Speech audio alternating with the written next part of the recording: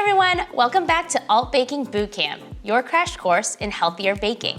I'm Jenny Dorsey, professional chef, writer, and the founder of Studio Atau. And I'm Mia Rigdon, nutritionist, trained chef, and the founder of Rasa. Today, we are making carrot cake. Carrot cake is such a classic. For those people who love it, you really love it. It's such a really dense, like all year round treat. I mean, I've eaten a lot of carrot cake in my life, so I'm really excited for this one. Yeah, and what I like about carrot cake is that it feels really celebratory, but it's also something that you'd maybe have for breakfast, almost like coffee cake. And obviously, the star ingredient of carrot cakes are carrots. Any ways that we can sneak veggies into your sweet treats is always a plus. Carrots are full of beta-carotene, which converts into vitamin A, which is an essential nutrient and is really great for eye health. They're also full of vitamin C and have other vitamins, minerals, antioxidants, phytonutrients that are really wonderful for our health. Our recipe for carrot cake is gluten-free. It's also lactose-free. It has relatively low sugar. We only use maple syrup as the sweetener. So it's really useful and kind of versatile for anyone who might come over, an impromptu dessert that you can whip out. So shall we get started with our taste test? Yeah. So well, this looks like it's a cupcake, but I mean, I think it's great that carrot cake is versatile enough to be a cake in a pan. You can make it into a cupcake or a muffin. The frosting means cupcake. We are also making frosting today, but we are not using the usual cream cheese powdered sugar situation. We're gonna do a lot of cashews and coconut milk, but we'll get to that in a little bit. You can see the ribbons of carrot on the inside here, and I do really like that for texture. I feel like that's an important part of a carrot cake. I'm just gonna open this up. Yeah, it looks like something. All right, I'm gonna try it. Good texture. It has a lot of spices, which is an important component to carrot cake that we're definitely gonna be using in our version, and also adds a lot of health benefits, which we'll get to. I also think that the frosting is so sweet that when you get the frosting, it kind of like diminishes the complexity of the carrot. Carrots aren't just sweet, right? They also taste like carrot, and I can't really taste any of that because I just get sugar. Yeah, I think we can make something that's less sweet and is gonna make us feel a lot better after eating it. Yeah, for sure. I think we got this. So for the first step of our recipe, we are gonna combine our coconut oil here with our two flours. We're using almond flour and quinoa flour. This process is called reverse creaming. We've done this before for the birthday cake episode. So very similar idea. You want the oils to coat the flour before we add in our liquid ingredients. So on many of the recipes for alt baking, we use almond flour, and these are usually blanched almond flour. So it's like a nice kind of like beigey color. Today, since carrot cake is already kind of nutty, there's a lot of brown colors going on, I thought we would use flour from whole almonds. So you can see it's a little bit more speckled. It has the shells of the almonds, and it's just a little bit nuttier. Another important thing to note is that vitamin A is a fat-soluble vitamin. So that means in order to absorb the vitamin into our body, we need to consume it with fats. So our fats that we're using today are coconut oil and eggs. I'm also gonna just put in our spices now so they distribute nice and evenly. We've got some ground ginger, some ground cinnamon, as well as some ground nutmeg. So cinnamon is wonderful, and we've talked about this before, because it naturally helps regulate our blood sugar levels. So when you're consuming sweets and you add sugar, you're gonna have less of a spike. And ginger is really anti-inflammatory, it's great for your digestive system, and nutmeg has its own benefits as well. It can be antibacterial and anti-inflammatory. The myth about nutmeg is that if you eat a lot of it, it makes you dream crazy dreams. Oh, really? Should we try it? I know, right? I love Maybe nutmeg. We'll see after we eat this carrot cake. I put some baking powder in there, and that'll help add some leavening power in addition to the eggs we're using later. I'll do a little sprinkle of salt, about a 1/4 teaspoon. So what we're looking for in the final product is that the coconut oil will have distributed amongst the flour, and you'll get kind of like little breadcrumb-esque consistency.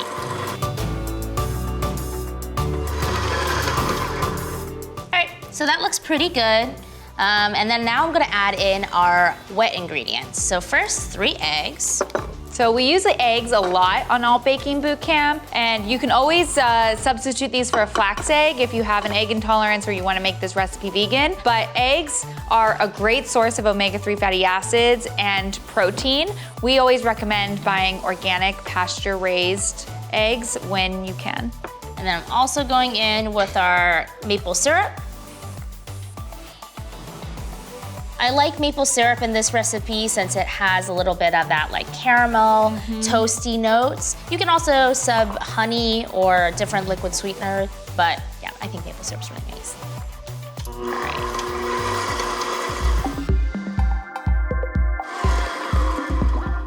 All right, now that this has really come together, I would say that took maybe 2 to 3 minutes at like a medium-high speed. Essentially, you're just looking for the batter to come together so that it's nicely combined. Looks like kind of a standard cake batter. It's smooth. You don't see too many lumps in it.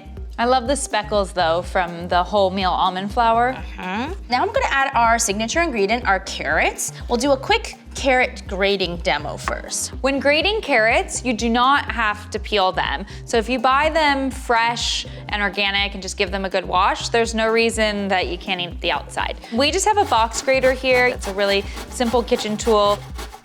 And now we're adding our textural components too.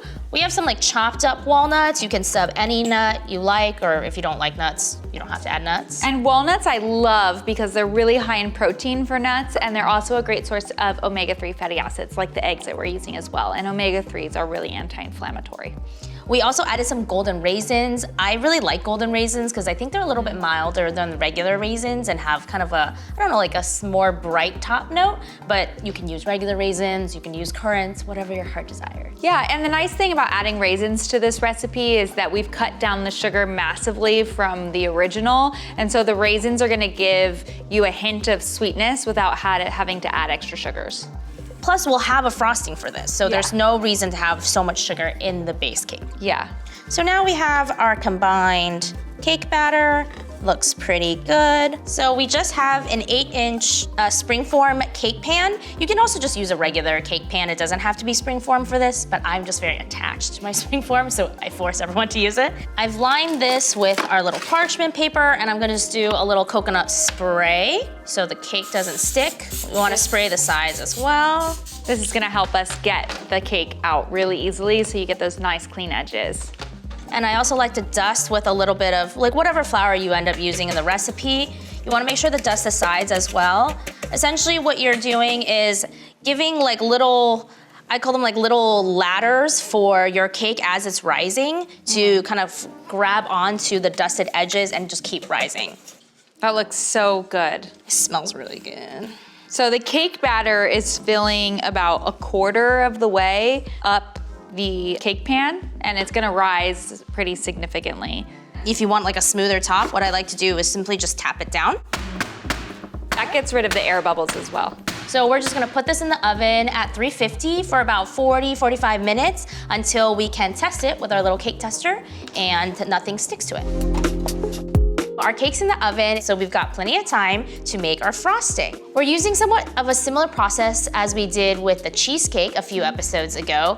We're using these raw cashews that have been soaked in some water overnight as the base of our frosting, instead of the usual cream cheese, powdered sugar scenario. This is really healthy. The cashews lend a natural kind of creamy viscosity, and I'll tell you a little trick to make it a little tangy as well. So we've got 1 cup of cashews that are raw, and they've been soaked in about the same amount of water overnight, and you can see they've expanded quite a lot and have a little wrinkle looking skin to them now. And when you soak it overnight, it softens the cashews so that when we blend them with the other ingredients, it's not gonna be grainy. And as if you saw in the cheesecake recipe, we did the exact same things.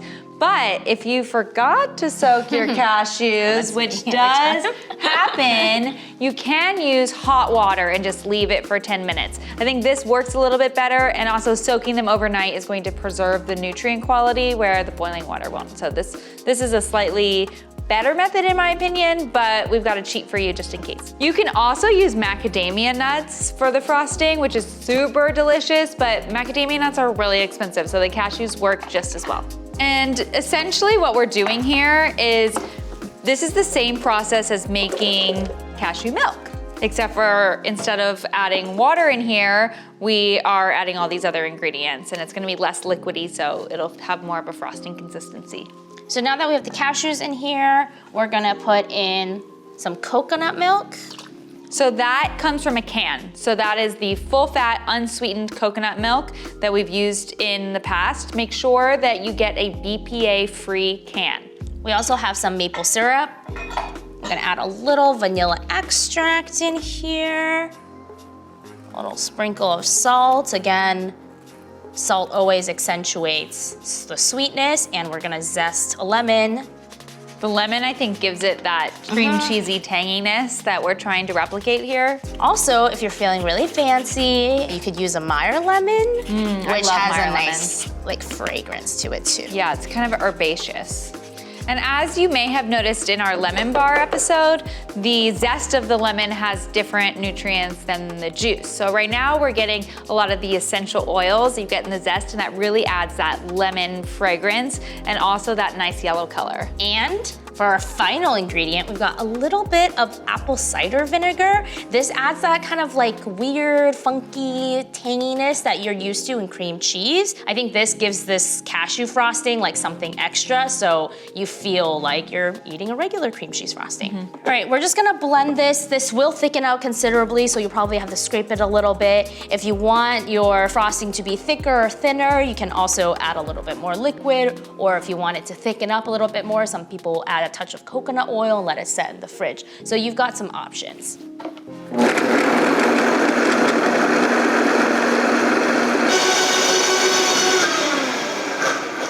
All right, shall we taste it? Yeah. Oh, it looks super creamy. Definitely doesn't have cashew clumps in it. Nice and smooth. Yeah, it's looking really good. Should we just get a little?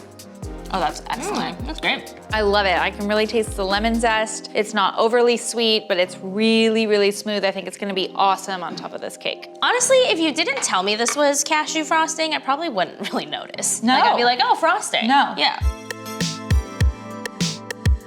This smells so good. Should we check to see if it's done? Yeah. So as you've seen on many episodes of Alt Baking Bootcamp, we love a cake tester here.